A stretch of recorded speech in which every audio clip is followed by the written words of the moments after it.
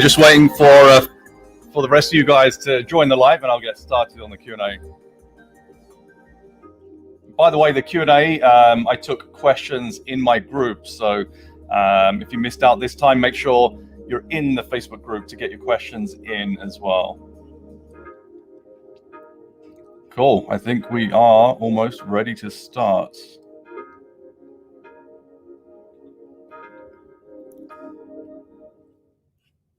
Cool, good stuff, guys. Welcome. This is Depesh Mandalia, founder of the BPM Method and agency owner at SM Commerce.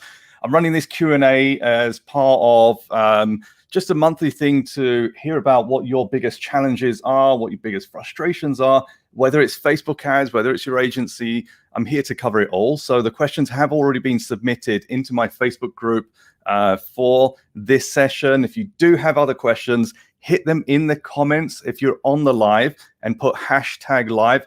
And within the hour, if I get time, I'll try and answer as many as I can. But there are some really good questions I've already had pre-submitted as well. We are live on a number of pages. I think we're using StreamYard right now. It's the first time using it. So we're live on the BPM Method page, on the Depesh Mandalia page, on the Depesh Mandalia YouTube channel, and the Facebook Ads Experts Academy group, I hope. So let me get started with the first question. So Cliff says, I have a winning product that has sold great for us going for 5 years. Recently, when we do buyer lookalikes in the multiple hundreds of dollars, we are on target by day 2 and hit 50 conversions. However, every single time we go into Learning Limited and the performance drops. So, you know, one of the big questions around Learning Limited, there's two sides of it. So first one is what is Learning Limited? And secondly, what's the impact on performance? So Learning Limited, it's based on the learning phase. So when you launch your campaigns into Facebook, there is a learning phase, and that's actually been around longer than the actual alert. So the alert's been around, I think, since 2019 or 2020, but that learning phase has always been part of the algorithm. So it needs to learn, right? If you go and push some ads and push some spend and some targeting, there's always that learning phase. And Facebook presented that. Now people have got stressed out as to kind of what's happening with the learning phase. It's always been there. So that's the first, or it's generally been there for the last 5 years. So that's the first part. The second part is when you hit that Learning Limited, what's actually happening? That's Facebook telling you that it wasn't able to stabilize performance. Now, there's many reasons for this. It's not just the 50 conversions in a week, because that is one of the biggest factors. It could be the audience size is too small for your budget. Maybe the budget is too small to continue getting those conversions as well. Generally, when you do hit that Learning Limited, and by the way, when you hit Learning Limited, it doesn't always mean that your performance is going to drop. I've seen occasions where I've hit Learning Limited and performance is still okay, and then it just figures itself out. So the warning sign is there to say Facebook is telling you learning is limited. All right, got that. If the performance drops, then there's a few things you can try and do, is to try and increase your budget, try and give it more time. But if you're convinced it's not going to recover, then all you can do is fire up a new ad set if you're using ad set budgets, or a new campaign if you're using CBO. So unfortunately, that's all part and parcel of making sure your accounts are set up in the right way. Like one of the things that I've seen recently in our elite group was someone was asking about, why was it when I'm running lots and lots of different ad sets, and you know I've got lots of ads running, and I've hit my account limit for the number of ads, or my page limit for the number of ads, why is it that I get 1 to 2 days of good performance and then it drops? I think it was a guy, I think it was Imran in our community, and he said, and he rightly said, Facebook gives you fake scaling. So what happens is a day or two into it, Facebook is actually giving you the best users. And it's part of discount bidding. It's part of Facebook's way of saying, if I give you these really good users, can you maintain good performance? And if you can't, I'm going to pull back those users and you're not going to get access to them. So sometimes when you get 1 to 2 days of really good performance and you think things are going really well, it's Facebook just testing to see whether your ads and your creatives and things are actually working well or not. So just bear that in mind. When you are launching, you do need to give it at least 3 days of stability before you start scaling, because I've seen people have really good results on day 1 and they want to start to scale up, or even on day 2, really I aim for 3 days of stability. So for example, my program, I go for kind of setup, testing, stabilization, optimization, and then scaling. So a lot of people go straight from testing to scaling, and I think that's a huge mistake as well. Question from Joel. When uploading a custom audience, Facebook is asking for first and last name. Our country is multiracial and multicultural. There are some nationalities do not have last names, for example. So the question is Facebook's custom audience matching smart enough to match the first and last name? So one thing to understand is when you upload a custom audience and it's got name, email address, home address, mobile cell number, all those kind of things, you're giving it to Facebook to try and match. It's not a guaranteed match, right? So if the name that you've uploaded doesn't match what's in Facebook, it will try and match on something else. So for example, if you've uploaded a custom audience and you've got the first and last name and that doesn't match, but the email does, then it's not a problem. Maybe the email doesn't match, but then maybe the address matches. Facebook are just trying to find the best matches. So I wouldn't necessarily look at this as your data that you upload as a custom audience has to 100% match, otherwise Facebook's going to reject it, and that's not how it works. Derek has a question on iOS 14. What's the best way forward to be able to run effective ad campaigns on Facebook in light of iOS 14? Server-side via GTM? No, I would go and look at the iOS 14 guide on my blog, depeshmandalia.com/blog. I've written up the whole guide on it. It's a bit too much for me to explain the whole thing now on this live, but server-side and GTM is not a solution for what's coming up in iOS 14. So in a nutshell, number one, you're going to have to prioritize conversion events in your ad account. Number two, you're going to have to verify your domain. And number three, I would recommend looking at kind of the pre-iOS 14.5 traffic from iOS devices, and then after, and then measure conversion rates, CPA, ROAS, whatever metrics you're looking at to measure the impact. Because right now, the prompts that people are going to see in the iOS device, iOS 14.5, they're rolling out now. I don't think we're going to see, from the point of me here live right now, and if you're watching the recording, have a look at the date, I don't think we're going to have a big impact for at least 2 to 3 months, if not a bit longer. So I think now's the time to go through the guide that I've put aside and make sure that you understand that and you're implementing some of the key things from that as well. Zlatan, what is an efficient way of tracking Facebook performance and attribution? Is Google Analytics good enough? So it's a really good question. Now, Google Analytics is very good. Let's just focus on that. When you set up your UTM tracking in a way, and UTM is Google's way of assigning labels to campaigns and content and keywords and source and medium and things like that. So the UTM tracking, when you have a good program in place, you can go into your analytics and you can see, what's happening with your traffic beyond your ad platform, beyond your email marketing platform, etc. So it's a way of centralizing all your data. It's not without its flaws. Like right now, Google Analytics relies on cookies. Google Analytics looks at a different click model based on what Google Analytics is seeing on your site, because Facebook will look at whatever's happening through Facebook. So that's just something to bear in mind, that it's not perfect. ... Nothing out there is perfect either. There's a question on high ROS, for example. So we're testing 4 things right now. We're testing high ROS, we're testing wicked reports, we already use UTM tags, and also an internal solution as well. And we will publish material on that when we have it.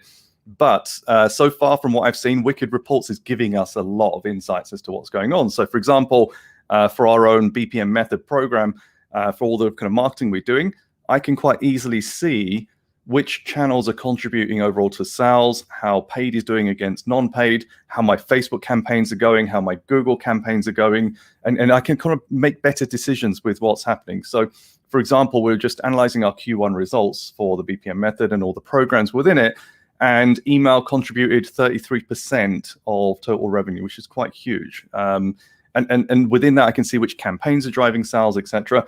You can do that through Google Analytics, but tools like Hyros and Wicked Reports and others pull in data from Stripe and from PayPal. So the actual revenue numbers are a lot more accurate than what's in Google. So there's pros and cons. Wicked reports cost money, Hyros cost money.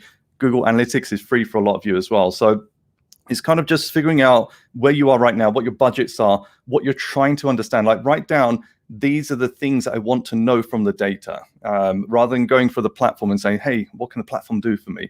Have a look at them, have a look at the free trials and things like that. But ultimately, you need to have your own requirements down so that you understand what you want. Do the research of what these tools can do, but then actually write down what you want and then go ahead and kind of figure that out. So right now, in response to Zlatan, for me, Wicked Reports is actually doing really well. But we're going to give Hyros and GA some time before we decide which one to focus in on as well. Question from Said.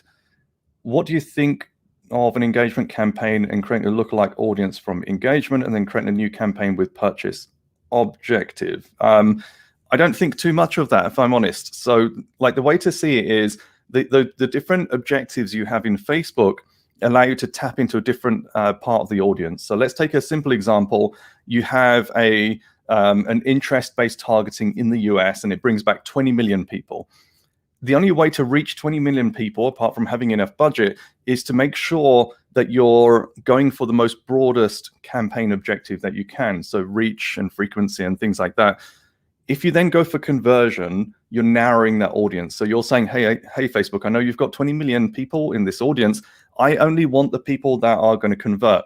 That could be only a 1 million portion of that audience. It could be half of it. It could be even smaller. We don't know. Facebook don't share that data. So even though you might find an interest with 20 million people that you can target, it doesn't mean you're going to get anywhere near that, right? So when you then talk about doing engagement campaign and then creating a lookalike from that, that 20 million might not all be high quality users, right? So you've got 20 million people in that audience, and you're kind of saying, right, I want people who engage with ads. It could be that people that engage with ads, there's a tiny portion that go on to buy, but most of them just kind of like ads, they comment, they share. There are tons of people like that. So if you run a conversion focused ad to a page post engagement audience, you will see a ton of likes and shares and comments and things like that. Doesn't mean any are going to convert into sales. So for that reason, I don't think it's a good idea to run page post engagement, get some engagement, and then use that to create a lookalike, because generally that's a poor quality audience. If you're not going after the purchase objective in conversion, consider going after the initiate checkout or add to cart or view content. They're far higher quality than engagement. Even a traffic campaign, like if you go for a traffic campaign, that's targeting people who are likely to click out of Facebook, go to your blog, go to your product page, etc. That's still a higher quality than engagers. But even then, I wouldn't necessarily create lookalikes out of a strategy like that. If I was going to do it, I'd use video views, create a really good video, target people. It could be quite broad, and then remarket to people that's seen 55 or 75%. But really, it's kind of figuring out, based on the conversion goal and affordability, what you can do. So within the BPM method, we have a process called account calibration, where what I'm doing is, for my audience, I'm going to find out what the CPMs are and what the quality of the traffic is. And that's just a faster way to determine what to do with kind of targeting as well. Joel says, what's the maximum value that impressions allow to be set? Maximum value that impressions set some crazy amount like 999 every one day, and it seems to have no effect. I'm really curious. I'm not sure what that means. What's the maximum value that BidCap accepts? So I set a very high budget and like 99 BidCap. So I don't know what the maximum is for BidCap, but if you're looking to bully your competitors out of the market, and this is a valid strategy. If you want to go into manual bid and you want to push your competitors out, because it's going to get expensive for them because you're bidding even higher, you have to be prepared to spend money, B, prepared to spend the time, and then C, kind of just be close to your numbers. So the money thing, obviously, as you start to bid higher and higher, it's going to get more expensive. You have to wait at least 2 to 3 days for other competitors to drop out. So for example, you might have seen it yourself, where things are going really well, and all of a sudden CPA has increased and performance has dropped, and that you cannot see any other reason for it, then you go into the inspector in Ads Manager and at the ad set level, and you see that competition had increased. That could well be that someone's bullying you out the market because they're increasing the CPMs. Maybe there's a number of people doing it.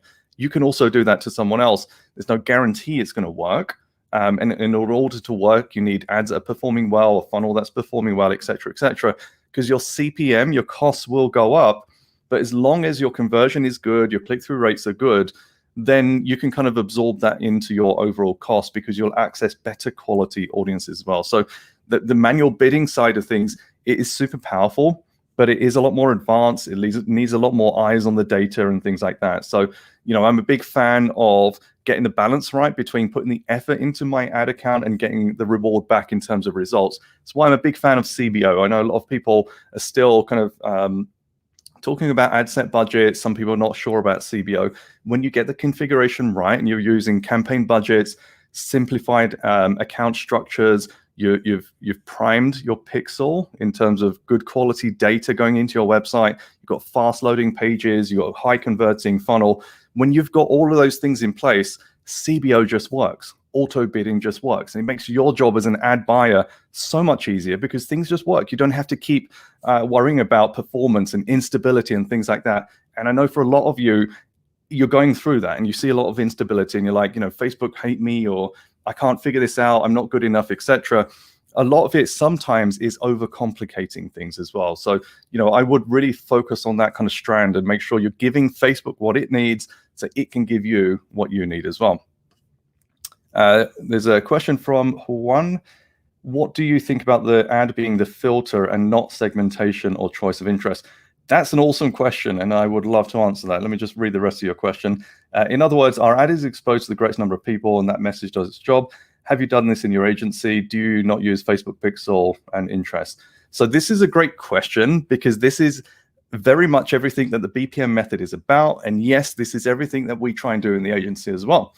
So if you go back to 2014, 2015, 2016, maybe even 2017, the theme was laser targeting, like go really deep into multiple interests and stack on lookalikes and things like that. So that was a crazy thing that a lot of people were focusing on in Facebook groups and training and YouTube and things like that. So the idea was, if you go after someone who's interested in boxing, go even deeper into someone who knows this boxer and that boxer and this boxing technique, etc., and stack up all the interests so you can really go targeted in your user.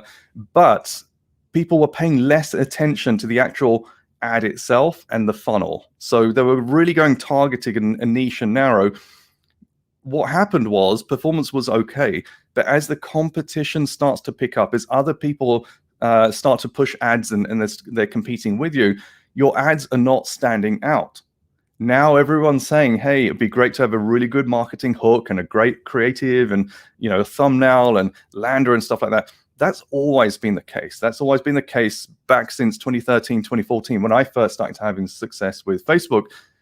It was always to do with the creative and less to do with the targeting. So now with many changes coming up with iOS 14, with cookies, with Facebook data privacy and interest and things like that, the ability to laser target on Facebook is likely to reduce. And the people that are going to have success with Facebook are the ones like you, Juan, that focus on the ad being the filter to opt people into your ad or opt them out. So I'll give you an example. If you're targeting people that have dogs, for example, so if all you did was go broad and you said men, women, 25 plus, like that's all it was, and maybe, United States or United Kingdom, whatever your targeting was, but your ad had a picture of a dog, and the first few lines said something like, as a dog owner, if you ... whatever the problem is and whatever you're trying to solve. Now you're going broad in terms of your audience. So you've got a big reach. The more data that Facebook has, the better it performs. But if you don't have a dog, you're going to skim past it, as long as the ad's not offensive. If the ad is, if it's something that is going to really divide opinion, then people that don't like the ad will probably hit your ad as spam or complain, and that has a negative impact. But something like this is example. So if you have a dog and you see the ad, you're going to take interest. If you don't have a dog and you see the ad, you're not going to take interest, and you're just going to skip past it. The goal of that is to give Facebook as much data as possible to be able to go broad in its targeting. And those that do interact and they do click on the ad and they do visit your site, that data goes in the pixel.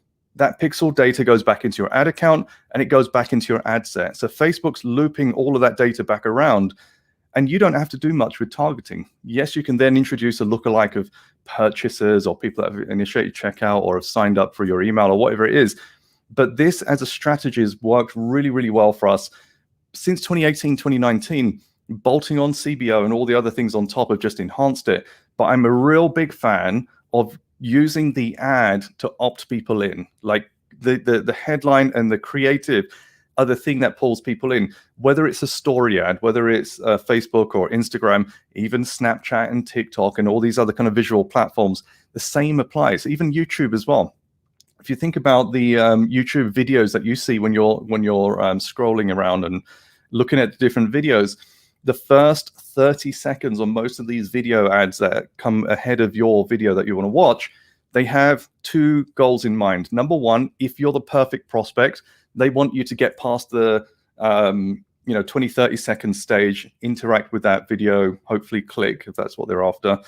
If you're not the ideal prospect, they want to put you off, because especially on YouTube right now, if you don't get to the 30 seconds, you don't pay for that user, for example. So you really want to get your point across now. So it's like, hey, if you're an entrepreneur, that's the kind of message that you want to get across, because if you're not an entrepreneur, then you're not going to be interested. So let's say, for example, you're selling an e-com product on Facebook. You could be like, showing your product and, hey, as a dog owner, if you have this kind of problem, great. Well, I'm going to skip that in 5 seconds because I'm not a dog owner. So I can kind of just save myself time and save the advertiser some budget as well. So I'm a big fan of that as well.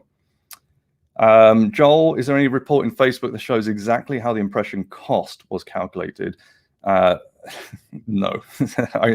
I know what you're aiming for. You say, I want real proof. I want to see exactly how they're giving me the CPM and what goes into the costs. Like that's proprietary data. I'm sure as much as you as an advertiser would love to know exactly how that CPM is calculated, so would Google, so would Snapchat, and everyone can look at each other's data. It's not going to happen. So Facebook's never going to show you how they calculated your cost per 1,000 impressions. So unfortunately not. It doesn't happen now. I can never see that happening as well.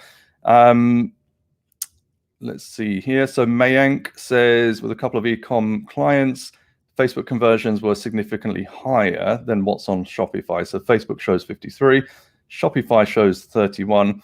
What could be the reason behind this? So the most obvious one, there's two most obvious ones. So one could be pixel firing the pixels firing more than it should.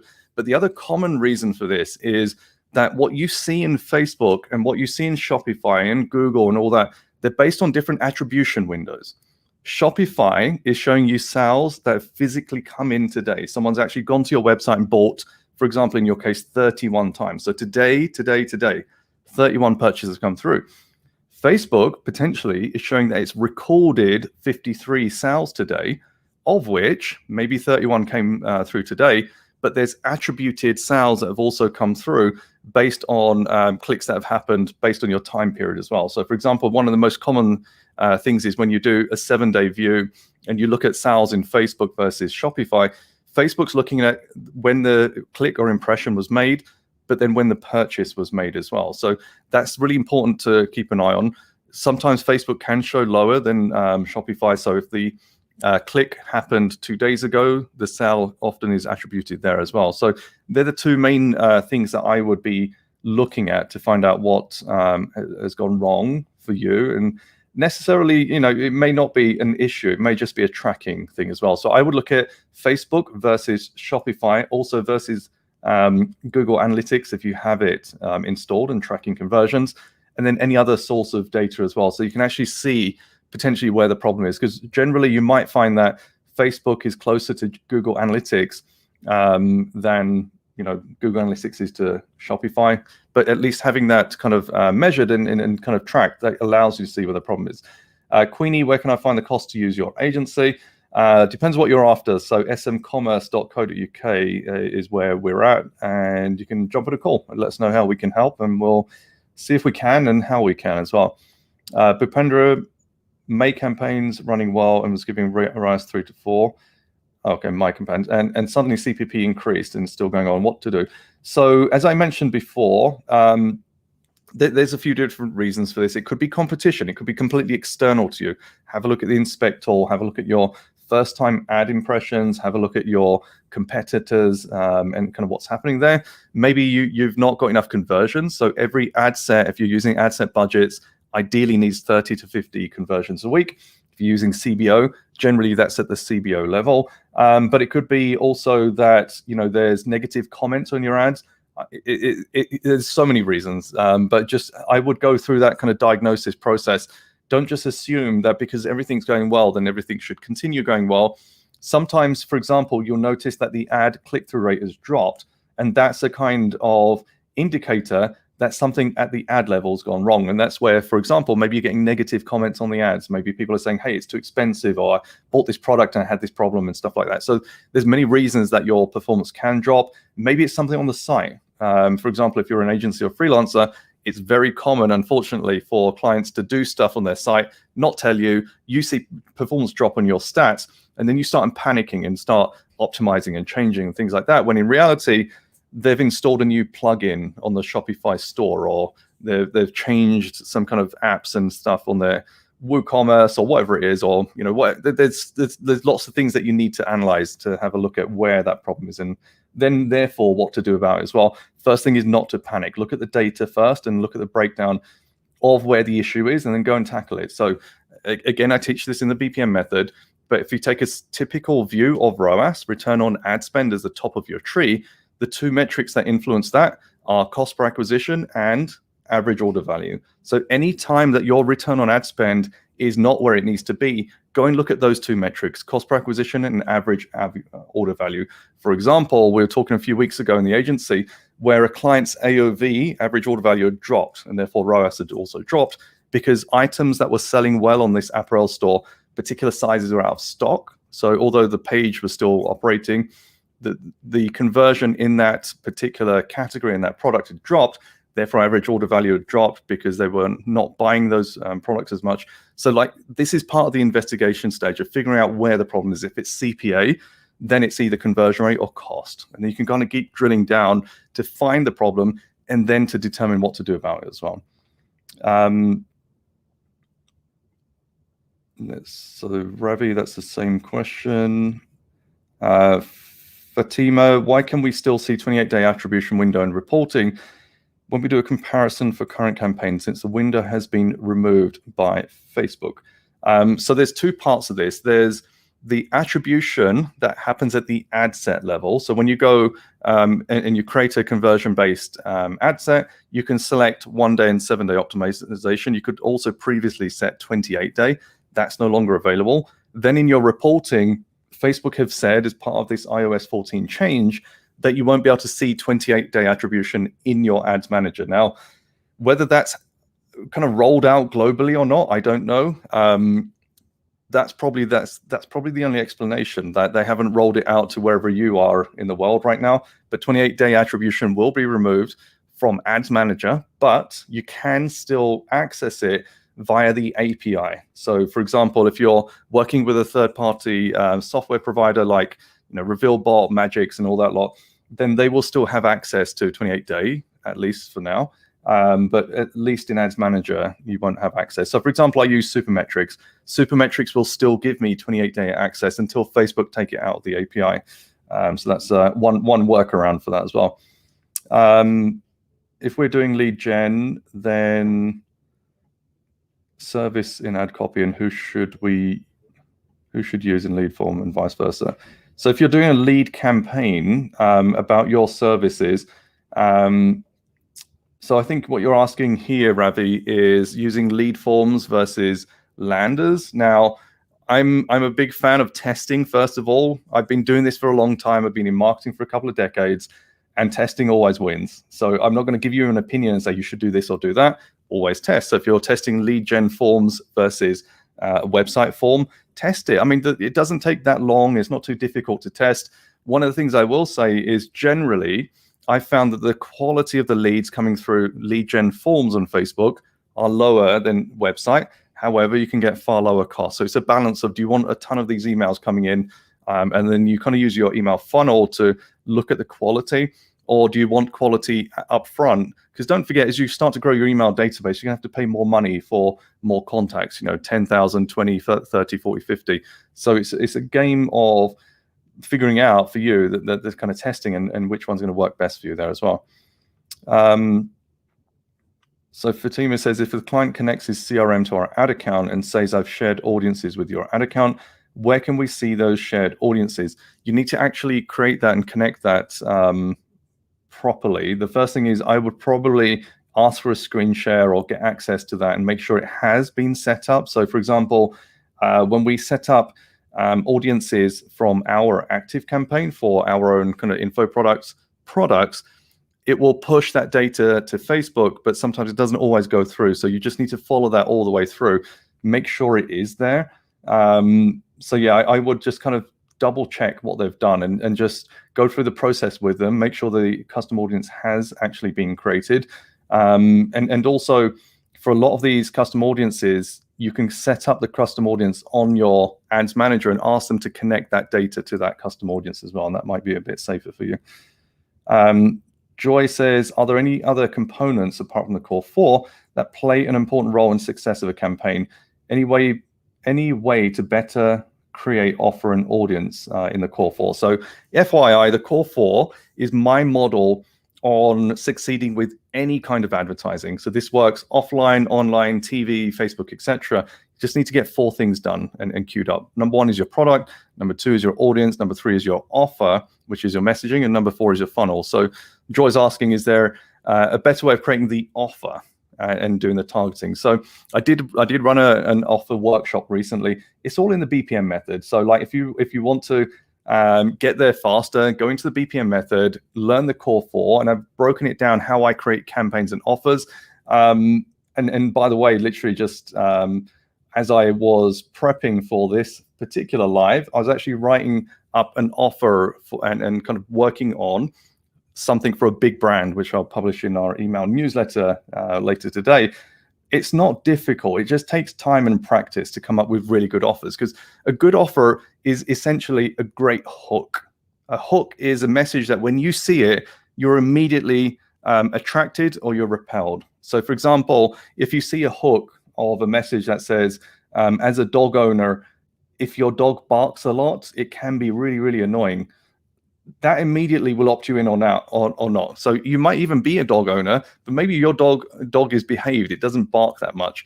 However, if you are a dog owner and your dog barks a lot and there's a picture of a barking dog or whatever it is, and then the ad copy says, if you're owner of a dog if you're owner of a dog and it barks a lot, we know how embarrassing it could be for when you're at home and your neighbors, or when you're out, or when you've got guests. So you can dial up the pain and things like that. So building an offer is about just getting that hook right, and then building on that to build your copy and your creative and stuff. So really, when I talk about offers, the hardest thing to get through the kind of process is thinking about the hook. The hook is everything. When you have that, then you can start to build your copy around that. And there's different copywriting techniques. I mean, essentially the simplest one is, call out the pain, dial up the pain, talk about the opportunity, the solution, the testimonials, call to action. Like, that's the most simplest way of coming up with an offer. That could work in email, it could work on your blog post, it could work in an ad, etc., etc. But it takes time and practice to get to the level, for example, where I am, where I can take any product and within 5-10 minutes, I can come up with different angles, and then I can plug that in, start to create some copy, put some creatives together. And within half an hour or an hour, I've created some really good, compelling offers. That takes time. Like I didn't start like that. It took me years, especially without frameworks and ideas on how to do that, to actually get that process going. And then I formulated it. So, everything in the BPM method is all these formulas, much of which I haven't created from scratch. These are things that I read in books and heard at conferences and read up in blog posts and everything over the last 10, 15 years.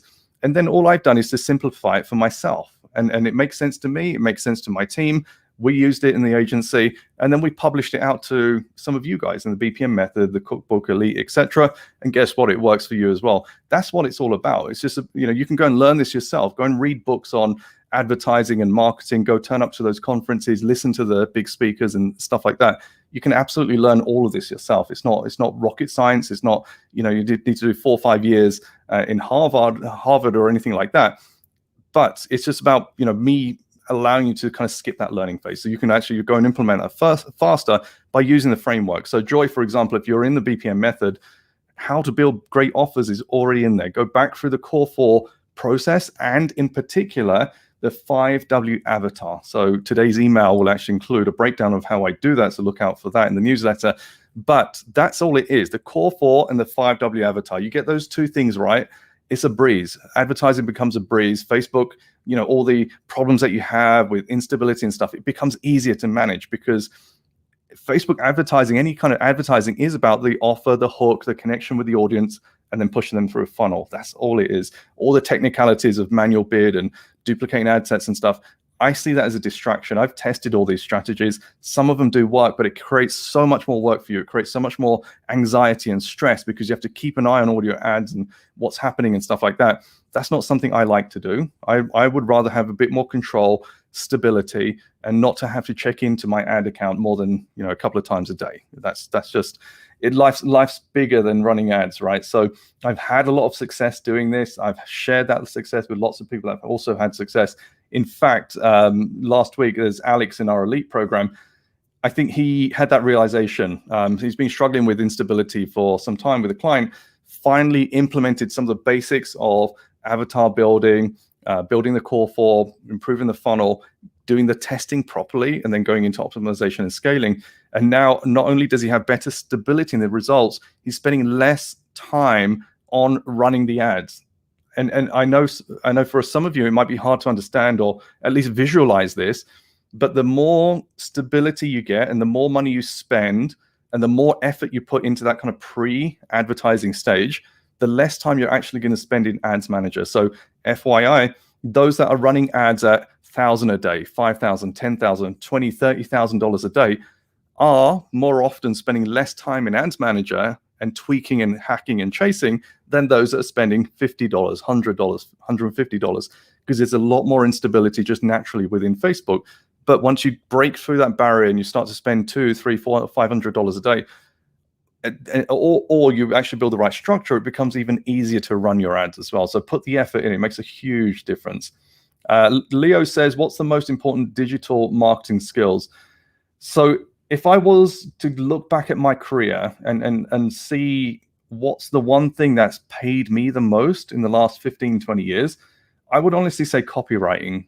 I'm quite technical. I can look at data. I can manipulate data into formulas and sheets and, create different analysis and things like that. I can create creative. I can create videos. I can do funnels. I can create landing pages, all that kind of stuff. But if I was to pull out the one marketing skill, not necessarily digital, but copywriting for digital in particular, I'd say copywriting is the one that's really put me in an advanced position over the last 15 years in particular. So I've done copy for landing pages, for emails, for my own affiliate offers, obviously for Facebook ads, there's loads of platforms I've done copy for.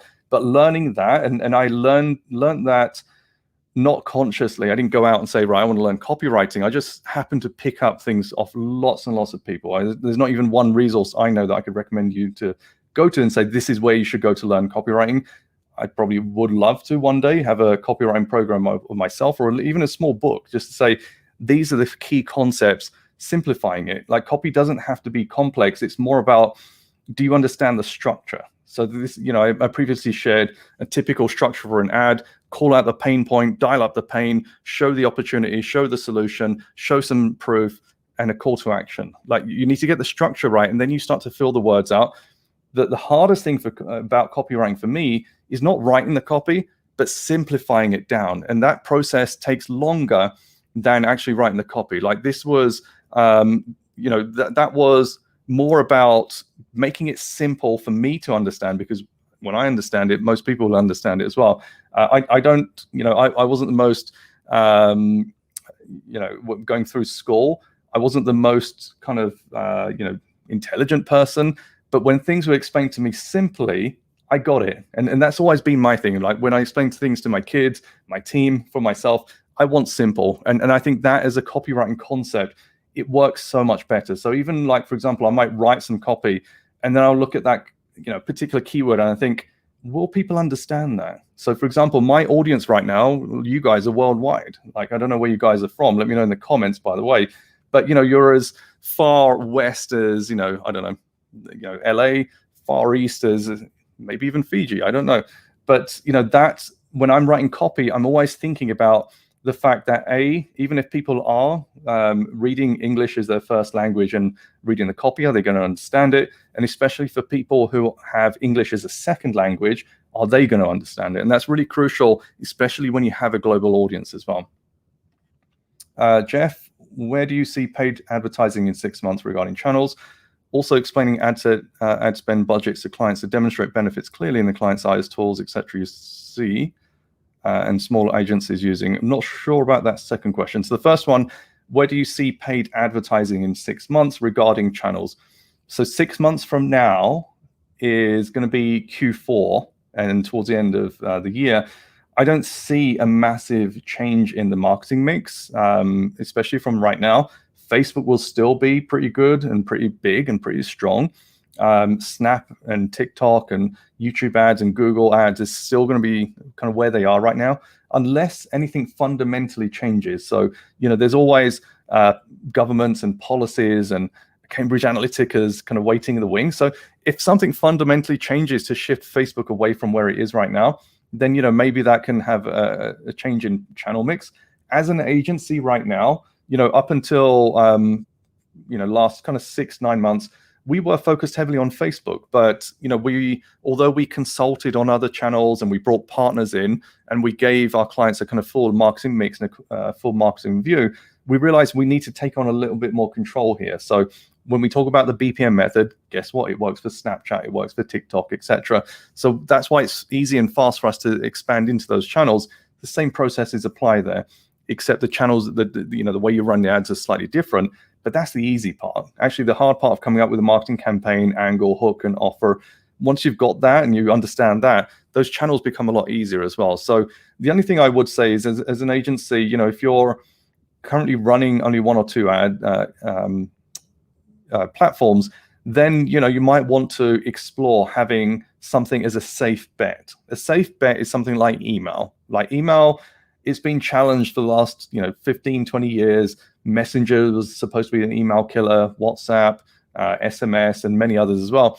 Email is going to be around for a long time. So at the very least, if you're running paid advertising, you can add on email as a service. It's not very difficult to come up with templates and processes and plug into one or more particular tools, whether it's Klaviyo or ActiveCampaign or something like that. Adding that into your paid marketing mix can make a big difference as well. So that's worth considering as well. Neil, how do you review and manage comments that are made on dynamic ads? That's a pain.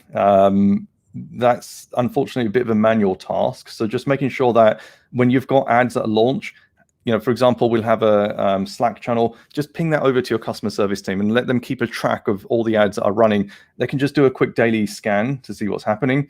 You can also do it through Facebook and Instagram to look at the comments across the ads that are happening there. We pull comments into our customer service tool, which we use Gorgeous. There are other tools that can do that as well. So it depends. If you've got a customer service tool, I would try and plug those ads in. If you don't, then just ping those ad IDs or the ad over to your customer service rep and get them to have a look. So for example, with a DCO, dynamic content optimized ad, you can go in and create you can create a link for each of the different variants and send that over. It's a pain. I'm sure at some point Facebook will solve that, but at the moment that's kind of how that's done. Oliver, you're in Brighton. Good evening there. It's morning time for me, so there you go. So Sal DN says, if budget was not an issue, how much should a launch brand product allocate for Facebook? What funnel have you found to work for DTC? So first of all, DTC is direct to client. How much should you launch? So if budget wasn't an issue, I would launch at $1,000 a day. Like that gives me enough breadth and depth so I can go wide and deep on my testing to be able to create big, fast learnings. So like when I look at budget, I'm not looking at, if I've got, 5 campaigns and 5 ad sets, I'm not just going to pump more budget into that. I'm just going to go wider with my testing.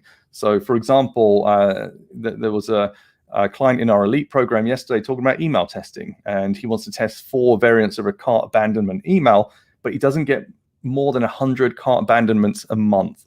So if you get 100 a month and you split that 4 ways, roughly that's 25 cart abandonments.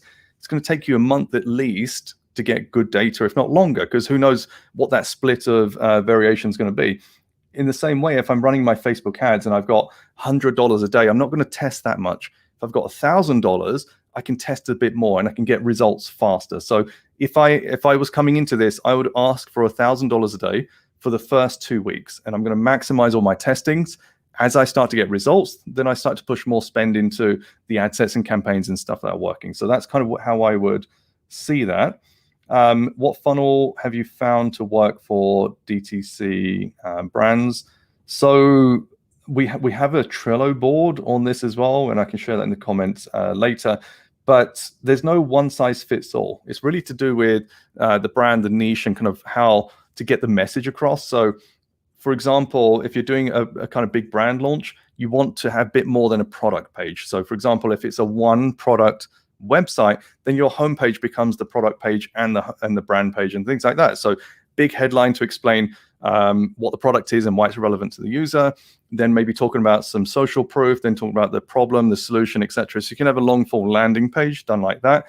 If it's a product that's more expensive, then maybe you need video ads to prime them first on Facebook, and maybe an email opt-in to give them something to help them understand the product. Maybe it's a product that's brand new to the market and never been seen before or something like that.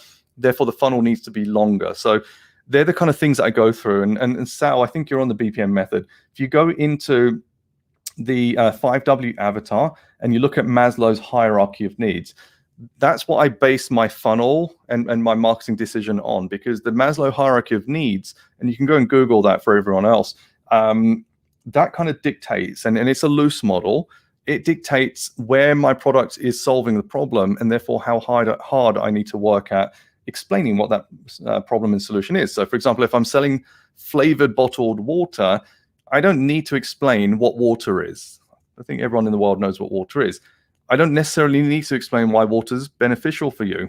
Maybe some people don't know, but in most cases, what I do need to explain is why my flavored water is worthy of your time. And that takes a bit more effort than you might think. So now I'm looking up Maslow's hierarchy and saying, what problem does this flavored water solve? Is it something about your image? Is it something internal, et cetera, et cetera? Is it your energy? Is it maybe you're trying to lose weight? Is it you're doing sports?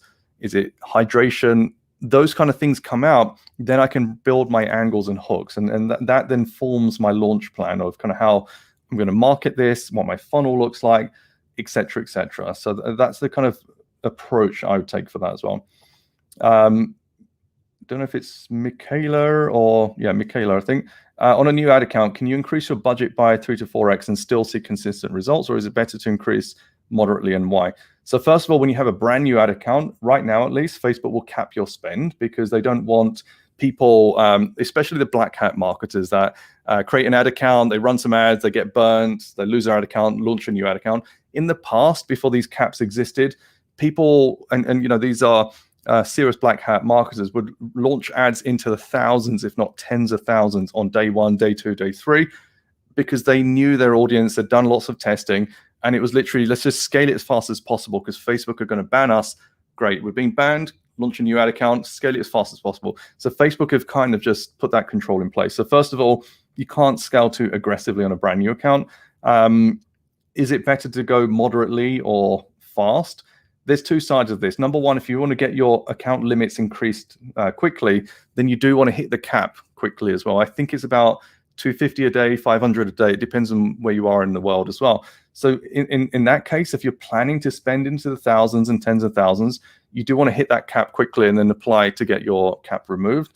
It's, as far as stability goes, it really depends on how much work you've done up front on your core 4, which I explained earlier. So defining your product, creating your audience, understanding your audience, creating your offer, and creating a great funnel. Because if all of that is stabilized and you're passing good quality data to your pixel, which comes back to your account, then you're able to build stability faster, and therefore you can push budgets a bit more aggressively than you otherwise might. Like I mentioned before, I try and look for 3 days of stability. So for example, when I write automated rules, then I want to make sure that my rules are based on the same process that I use physically as well. So I'd look for 3 days stability, and then I'd apply my rules just like I would do manually as well. So Michaela says, does running campaigns for objectives like engagement, view content, add to cart help sending good signals to the algorithm for a new commerce site with no data and using Facebook as the only source? So yes, it does. And there's a big part of this, which I still think right now, and I've been talking about this heavily since 2018, your Facebook page makes a huge difference on your cost per thousand, your CPM, and your advertising performance. What I mean by this is Facebook know that, I just mentioned the black hat marketers who churn and burn. They create ad accounts, they burn it, they move on, they create profiles, burn it, and move on. They do the same with pages, but they don't put any content on the page. There's very low engagement, et cetera, et cetera.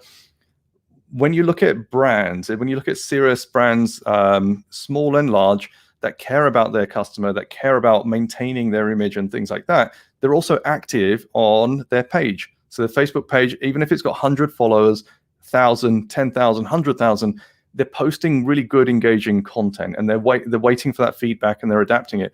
Facebook uses that as a signal. So for example, and giving you some insight into the ads I run, right now I'm running engagement ads on my own products, so BPM, cookbook, etc. So I have an ad account specifically where I run traffic campaigns. That traffic campaign is driving visits to the blog. That blog it contains useful information for Facebook marketers. So what I'm doing is twofold. Number one, I'm running a traffic campaign to just get that data into my ad account to show Facebook that my targeting is good, my engagement, my likes and comments are all good because I'm sharing really good and useful information. I'm getting that into my blog and it's getting pixeled. So that pixel data, which goes back to the ad account, is also good quality data. It's engaging content. I try and write long form on my blog and try and include a click or a call to action so people are engaged on that page. These are all positive signals that go back to Facebook and say, right, when this ad account and or when this pixel and or when this page, et cetera, are in play, we should give it a better score because this advertiser cares about their audience. Now, when we run our ads, and bear in mind, my niche for my products is info products. So my training, my cookbook and downloads and elite program, all that kind of stuff, it comes under the banner of info products. Info products are generally very expensive. So now you're competing with the likes of Tony Robbins and Russell Brunson and Dean Graziosi and all these kind of big spenders out there. So therefore, the CPMs are higher, and there are hundreds of thousands of advertisers that are trying to go after the same people on how to improve your business and how to make more money and things like that. So CPMs, you could get 40, 50, 60, even $90, $100 CPMs. Our CPMs remain fairly low. So I'm talking about $20 to $30 CPMs on average. And that's because I just have these campaigns running. I don't think it's running more than maybe $25, maybe $50 a day. I don't touch it very often. Maybe once or twice a month, I'll rotate around some of the ads and run different blog posts. So that's a traffic campaign. I also run some video view campaigns as well, just to keep people on Facebook. Because guess what? Facebook don't like it when you take a user out of Facebook and take them to your external site. There's a cost of that. My CPMs on my videos are $2, $3, $4. I'm running page post engagement and video view campaigns. I'm pushing out video interviews I've done with various people and videos I think that are useful for my particular market. And I don't want anything except for them to just watch the video. That's good enough for me because that sends, again, a positive signal back to Facebook. I'm sharing useful, valuable content. So there are many ways like this. And again, it's broken down into the BPM method on different strategies of getting and keeping your CPM low. And they do make a big difference, whether you're starting on a new account or an established, whether it's an expensive niche or not, to actually make sure that you're getting best value back as well. Nabil, based on iOS and cookie, will offline conversions be impacted? They will in terms of attribution, yes. We use Facebook click and impression tags, all of our media. We're all awesome to get your take on any impact. So as far as I'm aware, it will have an impact because the attribution is being looked at across Facebook's ad platform. So any data going into Facebook is therefore affected as well. So you said my take on this is that since click and view tags stitch the data back to a profile, there should be no impact. So you've said rather than using cookies, like the iOS thing isn't a cookie problem. The iOS thing is actually tracking people on the iOS 14 device. So it's a different thing. The cookie problem is going to kick in 2022. So that's another completely different subject that we're going to have to master as a community before then if we're going to avoid any issues as well. In Facebook attribution, there's still 90-day click and view, which makes me think it hasn't been impacted. So I'm actually on the panel team at Facebook for Facebook attribution, and it's going to be impacted. I can't share info. I'm on NDA and stuff, but the Facebook attribution tool is changing. It was very different, the discussion. I've been in that panel now for about a year, I think, and it was going in some amazing places. But since iOS 14 was announced last year and it's having a direct impact on the Facebook tools, that attribution tool is also changing as well. So I wouldn't be surprised if you're going to see less data available in Facebook attribution as well. Amantes, what would I do to test for a jewelry store spending 100K a month for a year now, has angles and offers, etc.? How do you decide what to test next? How do you evaluate results? And what do you do with the winning ads once you found them? Again, all in the BPM method. I think you might be in the program already, but like one of the biggest things about the program, and this is just a general thing for you guys, is testing never stops. And this is the failure I see lots of people make is, when you do, for example, get to a stage of spending good money, you're making good performance and things are going great, that's not the time to stop testing. That's the time to do more testing, because guess what? Disaster could just be around the corner, and it could come in many forms as well. So, when things are going good, double down on your testing. When things are going bad, then you've got all your kind of testing. You've got ads that you've already tested. You've maybe doing some landing page testing and audience testing. So I would already have that running, and I would continue having that running, so I don't hit the situation where, I've been running stably for many months and my testing has dropped. Now I'm panicking because I don't have any testing set up. So the testing framework is what I call the graduation testing, is having separate campaigns and ad sets to what I'm doing in prospecting, but then having them on constant test, having them ready and available for when I want them. So that's the testing process in a nutshell, and making sure that you're keeping your creatives and your ideas fresh for when you need them, not panicking kind of later when you're struggling and you need them now. Let me have a look and see. So Len says, what's the quick and safe way to get 50K followers for an electric toothbrush, Facebook and Instagram page? I'm not the type of person that cares about getting followers for the sake of getting followers. I had a conversation a few weeks ago about these Instagram campaigns where, you can partner up with the Kardashians and other people, and they can drive a flood of likes to your page. You can get 50,000, 100,000. And then what? Like, especially when you run it through a competition, they're not engaged fans necessarily. Now, I would question, like, why do you want fans? What's the difference to your business, your brand? What are fans going to do? You can't go to the bank and take those fans and trade them for money. So my thing is, when I'm running ads, I'm seeing the fan growth as a side benefit. So, for example, one of the strategies we use is when people engage with our ads, we'll go in and invite them to like our page. That's a natural progression.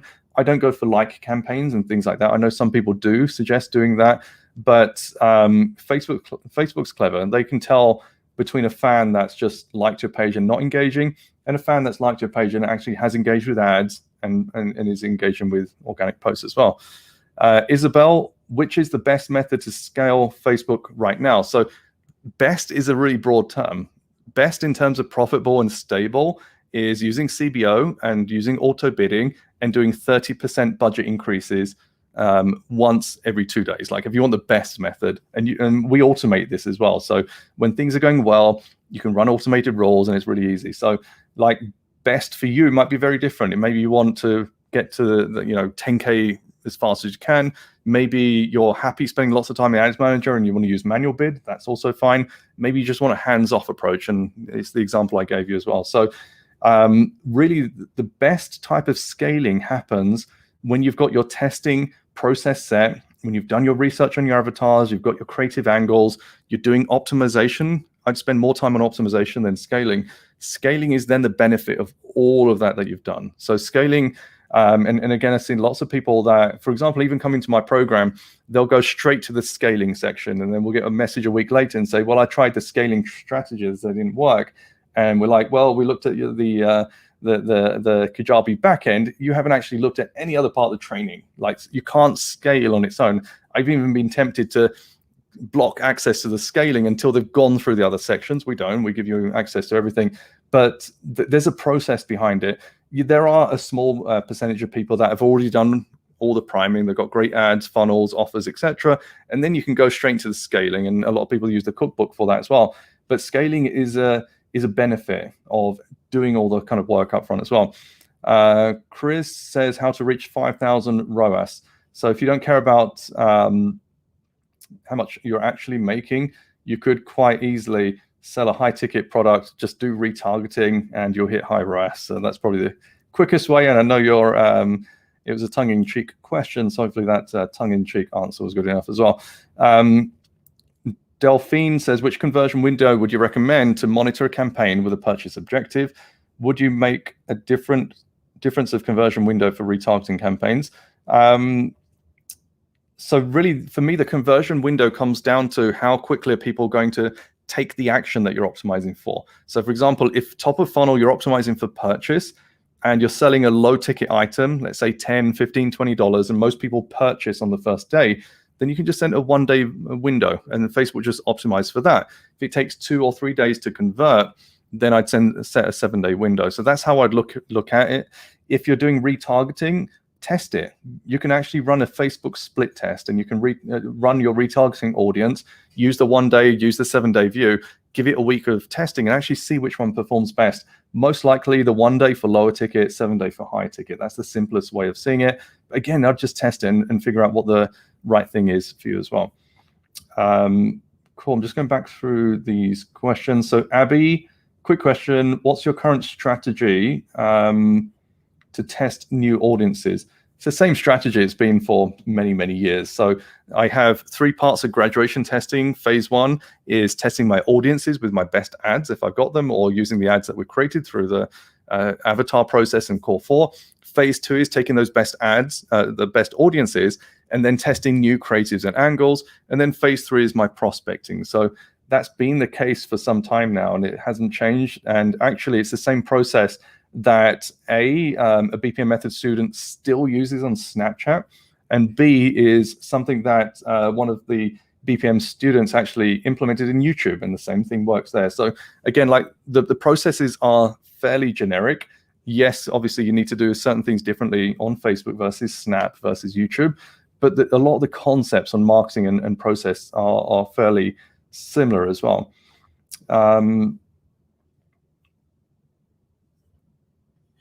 So results from lookalikes are almost negligible as they were working earlier. What do you suggest? That's a really difficult one to answer because I don't know anything about your lookalikes, your audiences, your ad account, your niche, your country, anything like that. So lookalikes still work. I wouldn't necessarily just walk away from them because you're not seeing great results. Lookalikes rely on really good source data. Source data is a custom audience created via an upload like email or via your website pixel, for example. And then, it's about making sure your ads are working effectively for that lookalike as well. So we're still seeing lookalikes that are working. I don't know if that's necessarily, what might cause your ads not to work, but I don't think it's the lookalike itself, the actual concept of the lookalike. Could just be the quality of the data you're using. Maybe you've extended your audiences, your ads too far into the lookalikes, and maybe you need to try bigger lookalikes, etc. Amit, thank you. Honored to have you on the live as well. Gordy, how should we track website standard events for new Apple updates? Same way you were doing before. The only thing that changes is Facebook is limiting the tracking of events to 8. So you have to prioritize those. In most cases, just start with the most important one: purchase, initiate checkout, for example. Or if you're doing lead gen, it could be purchase, registration, lead, etc. What Facebook will do is, if they are blocking access to the overall events, they will just track one.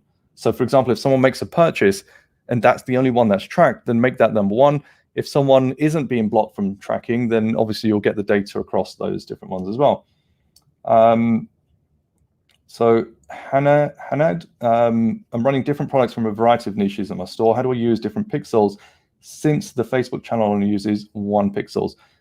Do not use multiple pixels. Like, that is a big mistake. I think it's junior Facebook advertisers that have some success on Shopify, and they start to share on YouTube and things like that. And they're like, 1 pixel per category and stuff like that. It creates a mess, and it has a negative impact long term. So don't do that. The pixel itself is just a data collector. It pushes it into your ad account. I would work at the campaign level and at the targeting and the ad level to make sure I'm targeting the right person and push them into the right niche. So I don't recommend splitting the pixel per product or niche or category as well. So I've got limited time and a ton of questions. I'm going to have to pick a few out from here. Mark, good to see you here. When increasing the budget, should that be done early, late in the day, or doesn't it matter? It does matter. So there's something called the pacing algorithm. The pacing algorithm looks at the remaining time left in the day. So obviously at midnight, it's got 24 hours, and then that time reduces. And what the pacing algorithm is trying to do is say, this advertiser has this much amount to spend. I don't want to spend it too fast, but also I need to spend it in the day. So if you go and increase your budgets at any point in the day, that pacing algorithm has to rethink. The earlier you do it, the better. So for example, when we talk about increasing budgets the next day, I usually do it around 6 o'clock a.m. account time, 6 to 9 a.m., because then that will give me enough time to see how the performance has gone from the previous day, and then look at increasing budgets and be able to track the impact. If you do it too late, let's say you double budget at 6 o'clock in the evening, then you've got 6 hours left for Facebook to recalculate how to best spend that money. So that could have a negative impact as well. Generally, unless there's a big reason, like for example, Black Friday, I don't want to increase budgets too heavily, after 2, 3 p.m. because you're just running out of time to see that optimization. Maybe 4, 5 o'clock later. So it really depends on what your data is saying and kind of what's happening with your account as well. Loney, have you seen impact in lookalike audience such as purchase? I've seen issues where they say audience size too small. Pixel has over 100 purchases. So 100 is quite small as a custom audience size. So if that's the case, I would potentially test initiate checkout, payment info, add to cart, etc. It could be the fact that from those 100 purchases, if that user has opted out of Facebook tracking, maybe Facebook doesn't include them in the lookalike. So maybe that 100 that you see is actually 50 or 60 really, and that's far too small for a lookalike. So that could be part of it as well. And also, if you're uploading 100 purchases from your email database, then maybe Facebook's not matching them all as well. So I would try and get a lot more purchases before I kind of have a look at that as well.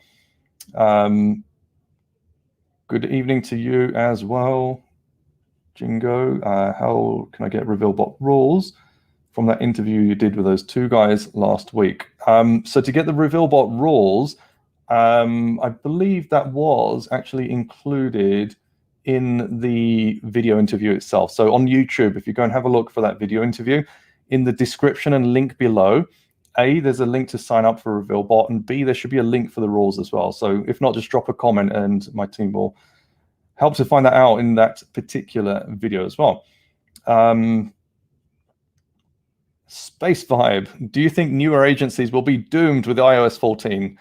Not quite doomed, but they're going to struggle. And this is why we're making such a big push this year to try and get agencies thinking a bit broader around what's happening in the advertising landscape. And it's not just Facebook. This is happening across TikTok and Snap and Google. Everyone's having to adapt for iOS 14. I do think newer agencies will probably come into this too green and too fresh and not aware of what's happening, and that will certainly be a problem. Conversely, so many businesses out there are going to struggle as well. And this is why I think agencies and freelancers we have to step up as a community and be there for the small and medium-sized businesses that are not even aware that this is going on. Like, we're so caught up in a bubble here. If you think about the biggest Facebook ads group in Facebook, they have about 120,000 people in there. 120,000 people from about 10 million people who are actually advertising on Facebook. How many businesses out there are not even aware that this iOS 14 thing is happening, or what to do, or what's going to happen, and stuff like that? So I think, that's why I published the iOS 14 guide, to try and get it as broad spread as I can, to reach as many people. But I think as agency owners and freelancers, it's also our duty and our position to try and help these small businesses as much as possible as well. And I think that's more something I'm more concerned about as well. Let's see, let's pull out one more question. So this is an interesting one from Andrew. So how do you know when it's time to scale? Does the frequency matter? If so, how do you look at it? I kind of covered this before. I look at 2 to 3 days stability after I've done my optimizations and I've kind of made sure my funnel, my lander, and everything's performing okay. Then I look at scaling. So I don't want to scale too early, because otherwise the problem that you end up with is you're pushing more spend in. Because bear in mind, increasing budget is a signal back to Facebook. You're telling Facebook, I'm really happy right now with what you're doing. So I really need you to understand that when you increase your budget, you're saying, Facebook, you're doing a great job. What happens, therefore, when you increase that budget and Facebook's not doing a good job? You're sending the wrong message, right? So this is why it's so important to increase your budgets at the right time, because otherwise, you could have had a few days of maybe, okay-ish but unstable results, and maybe the third day things were going to go bad anyway, but you've already told Facebook, hey, you're doing a great job, so then you increase the budget. The opposite is also true. I call it the Punisher method. The Punisher method is basically reducing budgets, therefore telling the algorithm, I am not happy with what's happening. And this works without fail when you do it in the right way, where you drop your budget, sometimes even by 10% is enough. And that gets the algorithm rethinking that, why is this advertiser dropping the budget? I need to figure this out. And it just shifts the algorithm to think a bit differently to try and get you better results. And it's generally never failed to work for us when we've got the stability, when we've been scaling and got good data going with our campaigns, to have that process in place of the Punisher method. And again, we've explained it fully in the BPM method, but that's kind of what we are aiming for, to try and make sure we've got all these kind of tactics in place. But that doesn't discount from the fact of what we're doing around the strategy. And the strategy is always the most important part when it comes to Facebook as well. I think there's a ton more questions. I'm kind of limited on time. I know there was a question here from, let's just find it. Nope, I think we're done. Oh, okay, there's a question here on the BPM method. So I have the cookbook and does the BPM. So, okay, so the cookbook, it is a written guide. It was created as a written guide mainly for a global audience. The BPM method is a video guide, and that was created specifically for my agency. So most of the stuff in the BPM method, it started off as SOPs, standard operating procedures, back in 2017 when we started to launch the agency. And we've then improved that over time. But it's a video guide with some written guides to give you a better insight, to show you examples and things like that. So, the CBO cookbook was designed literally as a reference guide so that you could read it and it will be there when you need it. But the BPM method is, full examples and videos and demonstrations with some downloads as well, to kind of give you the ability to install that into your business, whether it's your own business or whether it's a client's business. You can install essentially that operating system of the BPM method, and then you can reference it back as and when you need it as well. Cool. So we're over our hour today. Appreciate you guys joining me on the live in the multiple places. I'd love to know where you actually joined from, whether it was YouTube or Facebook, because we're streaming to both at the same time. But hopefully that's been valuable to you. The recording will obviously be available automatically once it's been processed. It's been a pleasure taking your questions. I will try and do this on a more regular basis. I love doing this kind of stuff, sharing the knowledge with you, and also learning about what your biggest challenges are going through, different parts of the year. We're heading into Q2 now, and Q2 is always a kind of a stabilization point after often a tough March. And I think things will be stable. And then we come into Q3, and a lot of people planning for Q4 and the end of the year. I think end of the year is going to be stressful because of iOS 14. I think we'll start to see a lot of the changes come in. So what I would say is, if you're on the agency and freelancer side, drop us a call. Go to bpmmethod.com/elite. We want to help you. We want to make sure that you have the tools and resources in our support and my support in our elite program to give you the best support that we can, because as an agency, we can't reach all the businesses we want to. We want to reach that through you and give you everything we have so that you can actually not just replicate our results, but also in the agency, but also for your clients as well. So drop a line there. If you're interested in the BPM Method, bpmmethod.com, it's our entire operating system. So I think it was Star, you made a mention on that program. That's now, once you've run some ads and you've got an idea of how Ads Manager works, that's now about implementing the right systems, the same things we use, so we can spend less time in Ads Manager, more time coming up with our creative campaigns, actually earning more time to think about other parts of our business growth as well. So whether you're on e-com, info products, agency, freelance, whatever, that will be the kind of best path for you as well. So thanks for joining. We'll definitely be back soon. Have an awesome day, and we'll catch you later.